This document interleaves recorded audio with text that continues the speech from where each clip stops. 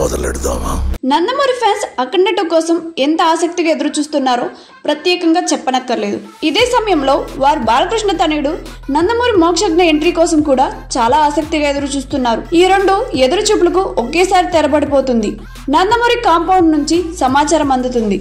విశ్వసనీయంగా అందుతున్న సమాచారం ప్రకారం బాలయ్య హీరోగా బోయపాటి దర్శకత్వంలో రూపొందుతున్న అఖండ 2లో కీలకమైన పాత్రను మోక్షజ్ఞతో చేయబోతున్నారు. సెకండ్ హాఫ్ లో వచ్చే ఆ పాత్ర సినిమాకి హైప్ తెచ్చి పెడుతుందని అంటున్నారు. బాలయ్యకు బోయపాటి అంటే గురి ఎక్కువ.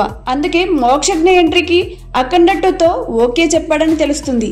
అఖండ 2లో హిందుత్వంను చూపించడంతో పాటు సనాతన ధర్మంను కాపాడుకోవాల్సిన అవసరం గురించి కూడా వివరించబోతున్నారు అనే వార్తలు వస్తున్నాయి.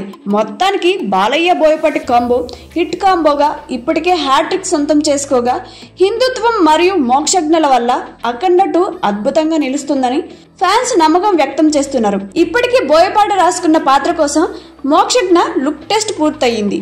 మోక్షజ్ఞ బాడీ లాంగ్వేజ్ కు తగ్గట్టుగా షూటింగ్ సమయంలో పాత్రకు సంబంధించిన మార్పులు చేర్పులు చేసుకుంటూ వెళ్లాలని భావిస్తున్నారు.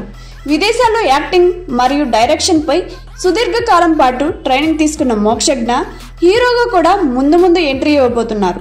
కనుక అఖండ 2 సినిమాలో మోక్షజ్ఞను నటింపజేస్తున్నారు అని సమాచారం అందుతుంది.